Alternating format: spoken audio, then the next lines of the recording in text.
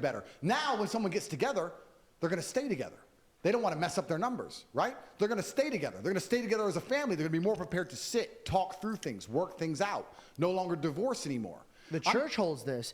Islam holds this. Absolutely. Because in Islam and in Christianity, when you go to church or you go to the temple, right? What are the main thing that they fear is God, but they also fear how other people are looking at them. 100%. When my mom used to come to church and go, hey, don't embarrass me around these people. 100%. So I had to behave. I'm like, all right, I don't want to represent my family the wrong way. Completely. Peer pressure can go positively as well as negatively. So when I said this, I got attacked. George is a good Christian. What I'm actually talking about is couples coming together, working together, masculine excellence, and removing promiscuity from society so that you get to a point where a lot of problems are fixed. What did you just say about prisons and fatherless homes? Wouldn't having that number on a woman's head fix the fatherless homes?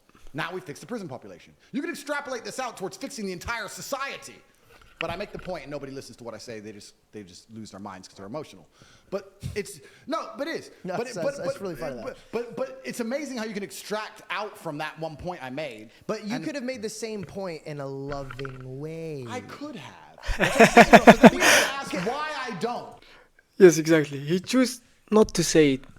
And that's why my wife doesn't like him. Because yes, he's speaking facts and he's speaking true. But why he said this? Why he's saying it like this? You know what I mean? Like, why he's talking like this? The way he delivered, it triggered a lot of people.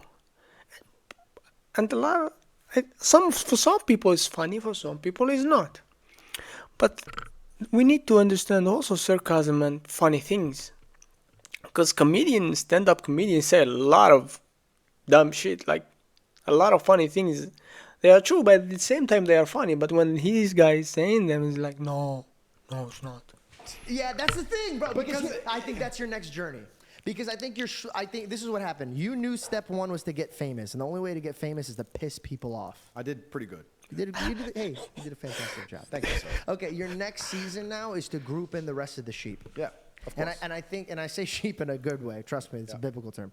I think right now you need sheep means to followers. win the hearts of some females that disregard you completely. Because I had this conversation with my girlfriend, and my girlfriend's like, "Hey, listen, he says this, he says that." I go, "Okay, you gotta think about what they're going." So we had to sit down and watch her podcast, and they're like, "Baby, he's trolling here." Yeah. And she goes, "Well, I don't understand that he's trolling here. Why would he be trolling here? Why is he talking so serious here?" Yeah. But then he's joking around here. Yeah, of course. So I think, honest to God, I really do. Admit that he is funny. Even be bigger because now you're gonna have to figure out a way to talk to other people without pissing them off. And I can do it for this episode. I can do it. Explain to me in a way that you get the same result of the numbers thing. It's like school. Without using the numbers thing. What could we do to get women to use their numbers lower without disrespecting them and saying, hey, go outside and put your number up? Of course. And just a point I'll make, I don't think it's disrespectful. I think it was just a thought experiment. But I understand what you're saying. I can say it a far easier way. Do you know why I'm doing this, by the way? Because I want to vouch for you. And I want to vouch for Trump. And I want to vouch for people that I do believe in. But it's really fucking hard when you're going around saying, these bitches need to have fucking numbers on their head. And I'm like, motherfucker, Tate, stop saying that. You know what I mean? Like, I'm trying to vouch for you. So if I have to come out here and literally come out, fly out here 16 hours, I want to sit here and say, dude, I am with you. Yeah, but I'm trying to be with you, waiving my morals and my integrity. I'm trying to bring in even the people that we think are stupid, they're still worth saving. Oh, completely understand. And I'm also very prepared and aware that I can say things in a far nicer way. I agree with you. It's not accidental. I am aware of it. You already achieved what you needed to achieve. Yeah. And that's why I said it's something I said a long time ago. But I was just explaining the point behind it. But it's a strong message, so how do we get that message out without pissing them off? Oh, that's easy. I mean, I think when you tell a woman, but you know what's interesting? It's really interesting, and I want to make this point. There is a very vocal minority, especially on the internet, of feminists and left-wing psychos. I'm telling you, if I say to a woman, being promiscuous is disgusting, 95% of women go, yes. It's only these 5% of idiots you see going, I can do whatever I want. I'll sleep with 100 guys if I want. And then we sit and go, all women think that way. Women are not actually as broken as society is showing them to be on the internet, thank God. That's They're not that bad. Because trust me, most women know that. In fact, women know that so intrinsically in their hearts. If you see a woman insult another woman, what does she call her? A whore. Slag. It's the first word out of her mouth. You just slut. It's the first thing women do, because women know that's how you insult a woman. So even the bad women who run around having arguments with other women, who are promiscuous themselves, use promiscuity as an insult. So most of the world actually understands this. It's only the Western world which has this very broken vocal minority. And these people always come to terms and learn that they were wrong as they were older. It's just unfortunate they have to learn the hardest possible way. I don't think there's any woman out there who's slept with 100 guys who's happy she's done it. It's sad. She got psyoped by society. She probably had no dad at home, no masculine role model, no one guided her. She got psyoped by society into thinking that having sex with men is somehow going to be empowering. And she's woke up one day and looked in the mirror and she hates herself. I feel sad for her. I was at a party once at my friend's house, and they always make fun of me for this, but it was a very learning curve for me. Yep. I'm sitting there, and all my friends are having fun, and I'm noticing that this girl's behavior is trying to impress the men that's around her. Yep. And she starts trying to do drugs. And I looked at her and I go, sweetheart. And by the way, that's dangerous, right? Calling a girl sweetheart now is very dangerous. Yeah. And it never comes, like, my father, I have to tell him to chill because he'll be like, sweetheart, honey. And I'm like, yo, chill. You can't say that shit no more.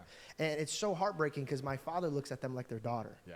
You know, and so just know, if I did say sweetheart, I was looking at it from the eyes of my own father. So I go, sweetheart, you don't have to do that. Yeah. And she lost her fucking mind on me. And she started freaking out, and everybody's like, yo, you can't say that, blah, blah, blah, this and that, right? Okay. She freaks out, leaves, and she says something that broke my heart. The man was like, listen, you got to go. You're freaking out. You're causing a problem. They're not going to kick me out, right? Yeah. They're not going to kick me out. Yeah. But they're going to kick her out. And the thing she says, she goes, no, it's fine. I'll suck your dick. So right there, I realized that she was put in positions to realize that that's her way out. Yep. That's her value she can offer. Broke me. Okay. The next day, I asked the gentleman, I go, hey, man, what happened to that girl? He goes, dude, I'm going to be honest with you. I haven't heard from her, and I'm trying to hear from her. I'm freaking out.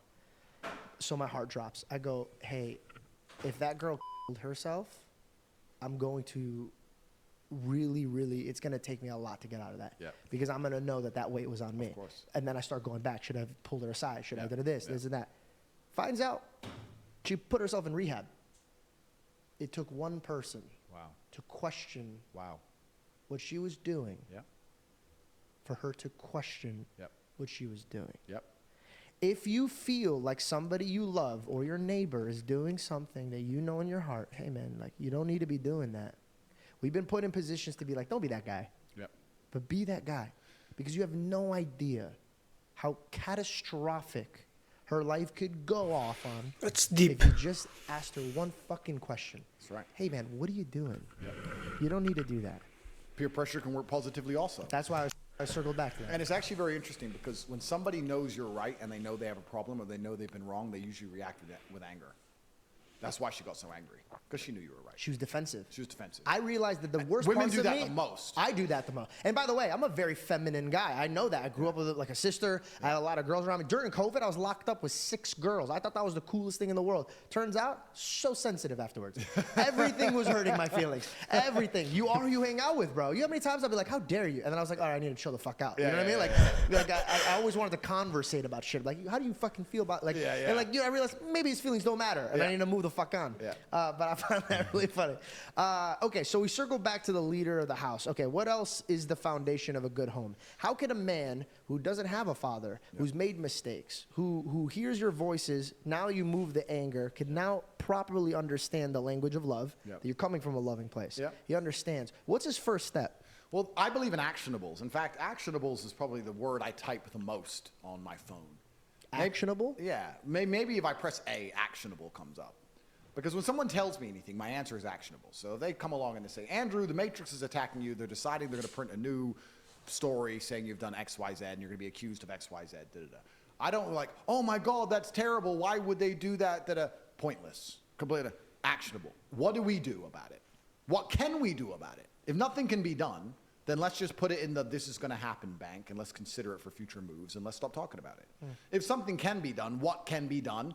Who's going to do it? How long is it going to take? All I care about is actionables. So when I talk to people at home, and I have all these young guys, I get thousands of emails a day, thousands of DMs a day. People go to my website, pt2.com, they message the live chat all day, every day looking for help. How do I sit and try and explain the very nuanced and complicated subjects of life and masculinity to Actually, that's one of the part I want to talk about. That I went to also to the corporate pt2.com. I messaged them that because here in a little bit in the Europe where I'm living right now is a little bit difficult to pay for his school. I don't know why, but it's a little bit difficult to pay for his school. So my credit card didn't get accepted to pay for it. I don't know why I didn't get it. So I messaged the live and I said like, what about crypto? It would be, and he said no, this option is not. You cannot pay with crypto. You can try with your credit card. You can send them an email and stuff like this. So 16-year-olds who I've never met in a nation that might be completely different to mine geographically, politically, and socially. And I believe you do that by giving them actionables, giving them things you can do. So I sit here and I say, and when I preach the things I preach, I want people to understand why I've chosen them. I don't think anyone's life will get worse if they train hard and get stronger. I don't see how your life can detriment from that. Maybe you could find some extreme scenario, but as a general rule to everybody, go gym, you're a weakling, go get strong. Yes. I think that's a good general point.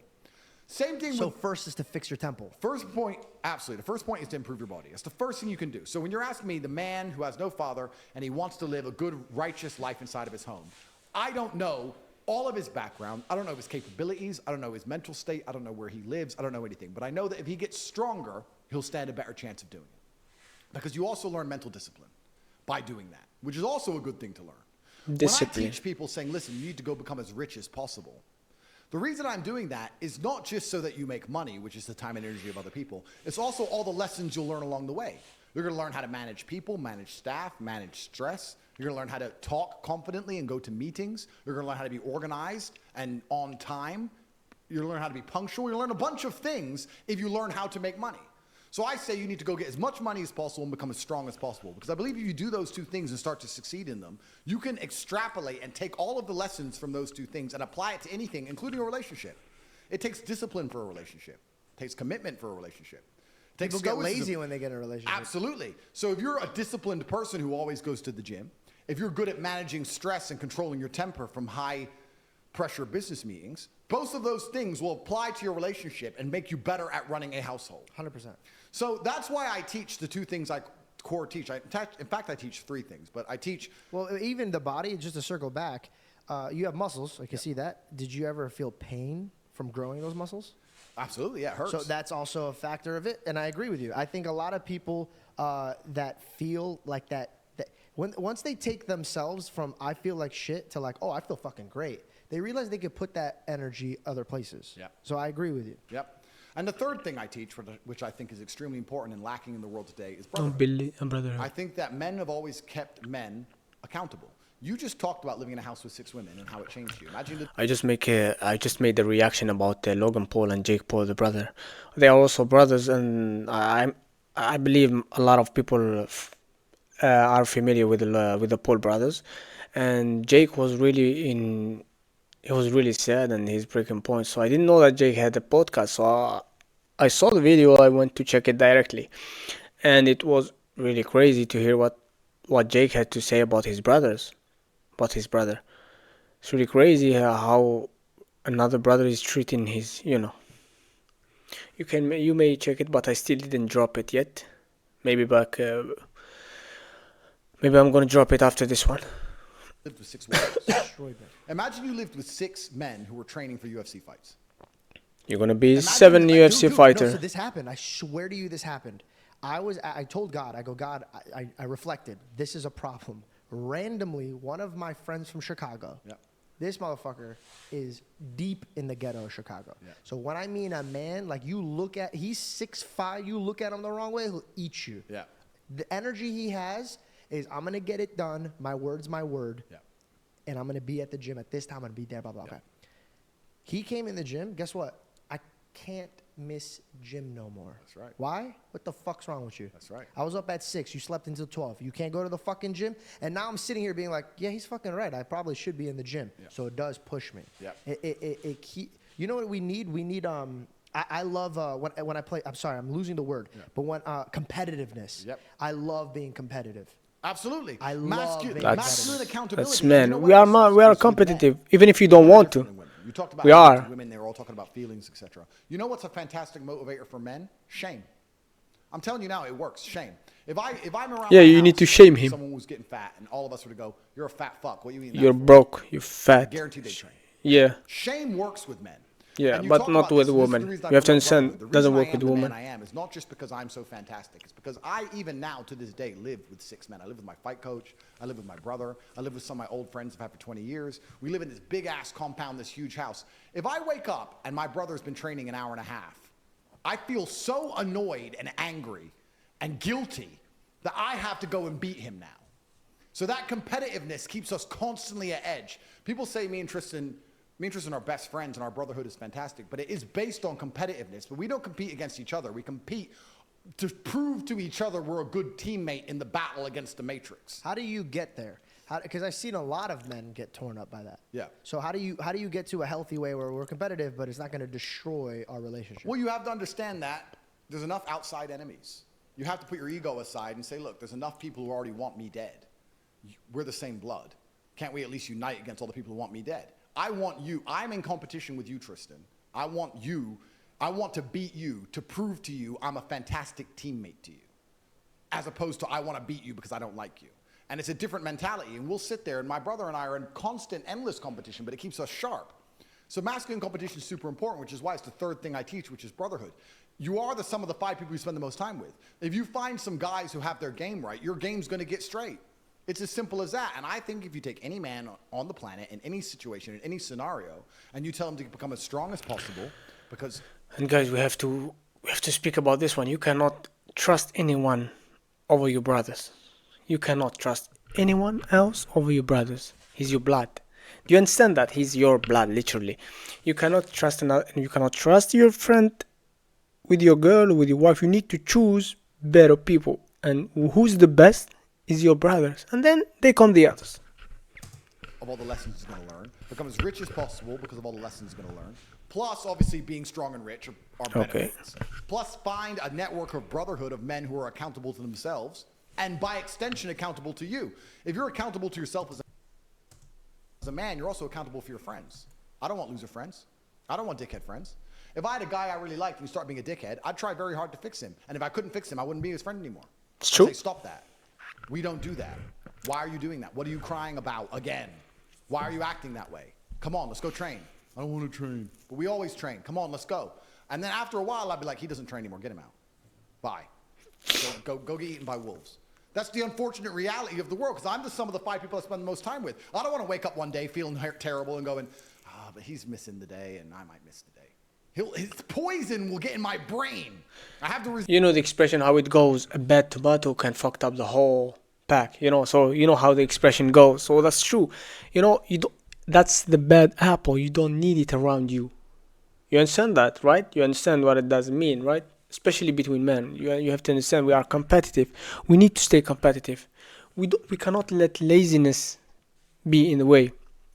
I'm really familiar with what he's saying right now. It's not something new.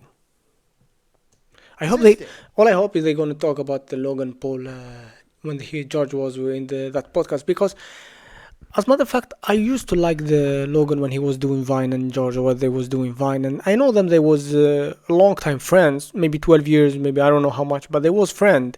So seeing that all goes away, it's really not good. You know what I mean? But he did it to his own brother Jake. So it's kind of expected that he's gonna do it to you, George. And George wasn't. I saw some clips short. Again, I don't watch the other podcast, only where I can take some information, but I think that's not where I can take information from. So yeah, they was inviting people talking about dumb shit. I don't know what they were talking about anyway, I don't watch them. But George was really uncomfortable. Was really, really uncomfortable. He even looked in his short videos like he wasn't comfortable the way they talking about his religion, about him. So yeah, we are all, I believe that we are all happy about him, and now we can see him that he really inviting really good people that you can take information from them. You can get the knowledge. People who are already successful, who know how to talk. You know, like PDB. I saw the So if you podcast. I get cannot brought up react to it, masculine brotherhood, fortunately. You're accountable for yourself and for them. You're going to be able to do nearly anything. Those three things. So, yeah, I don't all I know do is about- train as hard as possible, try and make as much money as possible, and I have men around me doing the same thing. You train every day? Every single day, 7 days a course. week. You don't give yourself a rest. Zero. I don't believe in rest. I rest. Explain that. I rest when Me I'm too. asleep. I rest when I'm sleeping. Okay, you explained it. Thank Yeah, you for there you go. explaining. That was I so re- fucking quick. I didn't even like. He's sharp, dude. He knew what he was saying. I'm asleep, and there's gonna be some dork who's gonna watch this, some nerd who's gonna sit there and say your muscles grow when you rest. Da, da, da. I train because I don't want to train. I don't train because I care about getting the biggest possible muscles. I'm on 0 steroids. I'm on 0 drugs. I don't take protein. I don't take creatine. Nothing. I eat steak and airheads and smoke cigars. But I train every day because true. I don't. That's want what I to, do. because it hurts. I train to teach myself a lesson, to punish myself. Because if I wake up and the first thing I have to do is 2 hours of exercise I don't want to do, by the time it's done, I don't feel happy. I'm proud of myself. Thank God that's over. Do you wake up finished it. early or no? Not really. I wake up, I 9, 10. I stay awake till like 3 or 4. I don't sleep that much. Because I sleep very late. Yeah. I'm gonna be vulnerable. I'm gonna give you my problems and see like just beat me to death with them and figure out Ready? a way out. All right, Yeah. let me sit up straight. Okay. I took on accountability, right, for those other things that I was dealing with. Made me gain weight, depressed, couldn't. I had a problem saying no, and I had a problem walking away from people that I love. Yep. Handled that. Right now, there's this thing on my table. It's called marijuana. Okay. Okay. I'm addicted. I have an addictive personality, but I use it to my advantage because if I'm addicted to something and nobody else can tell, I've never had a problem with it because I've never had something that was bad for me. Because everything that I've ever wanted was good for me, and that's good to carry me through those days that I don't want to do it because I'm addicted to it. So I'm just like hammering it out.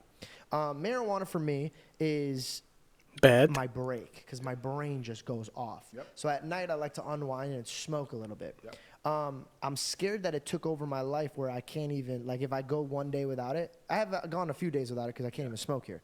And it doesn't affect me anymore that way. But my dad said this, he goes, you have a problem with moderation. Should I just give it up completely, marijuana completely, just go through the bitch of it, get rid of it? Yeah, or that's a should I good teach thing. myself moderation with it? Well, then you Because have to, I also don't have any, like, I don't drink. Yeah. I don't go to clubs. I never even liked going to clubs when I was single. Yeah. It just doesn't entertain me. I don't have, like, an outlet. Me I don't too. even smoke cigars, but I'm opening up a Even cigar when I was lounge single, I right don't now. like to go. Shout out 24th Street, a cigar lounge. That's actually pretty cool. But I don't even fucking smoke. I did it to honor my dad. Nice. It's me and my dad's thing. Okay. Smoking's the only thing where I can hang back and just fucking... Like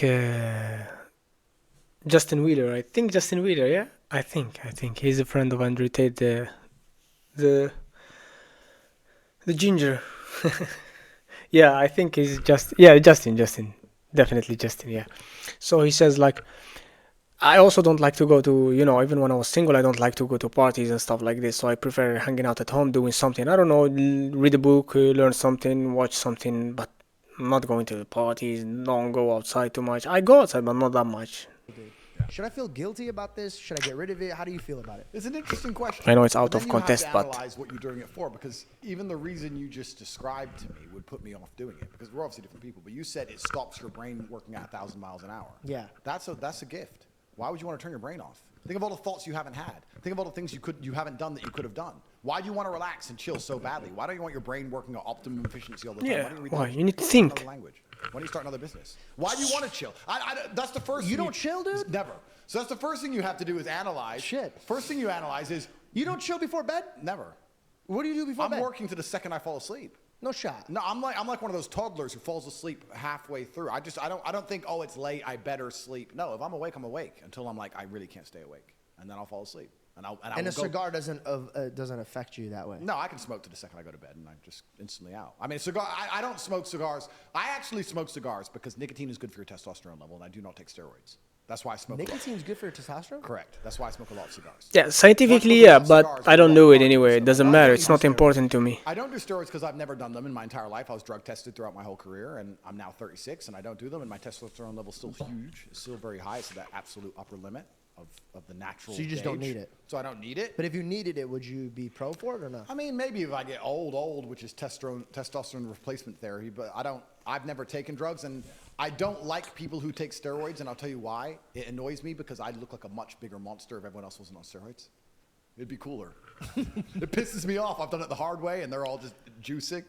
So I don't take steroids. But You've never smoked weed? No, never tried a drug in my life.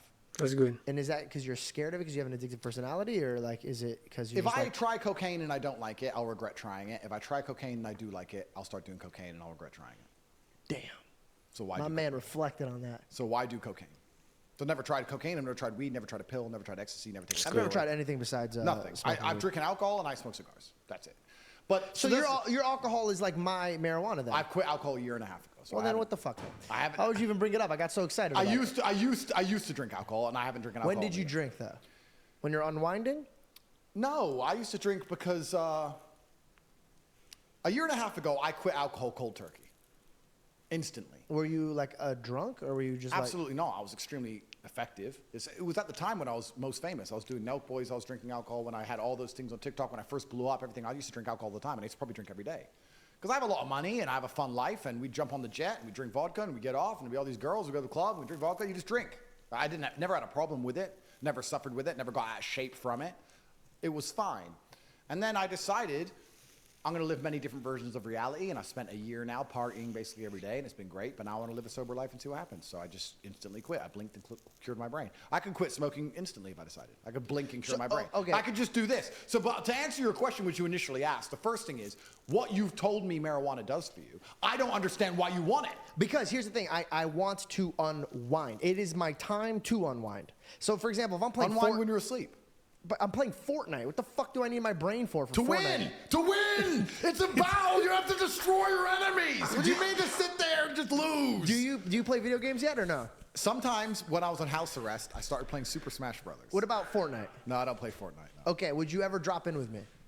Only if I start playing Fortnite and I lose, I'm going to end up being the best Fortnite player on the planet. And I've got more because I can't take the L. And I've got more constructive things to do with my time. Just drop in once with me, bro. No, I can't do it. We'll play Super Smash Brothers. I'll get Kirby and I'll beat your ass. I don't know what Super Smash Bros. I'm not That old. little piece of gum is going to mess you up. It's like the Airhead. Just fear this picture because it's coming for you. What is a gum? You don't know what Kirby is? No. Bro, you're smoking too much weed. Well, anyway, what weed does for you, I don't know why you want it. That's the first thing. That's true. The second thing I'll say is this. It's true. I don't know whether you should because we all know when something is bad for you, you don't need it. Something is bad for you, just get rid of it.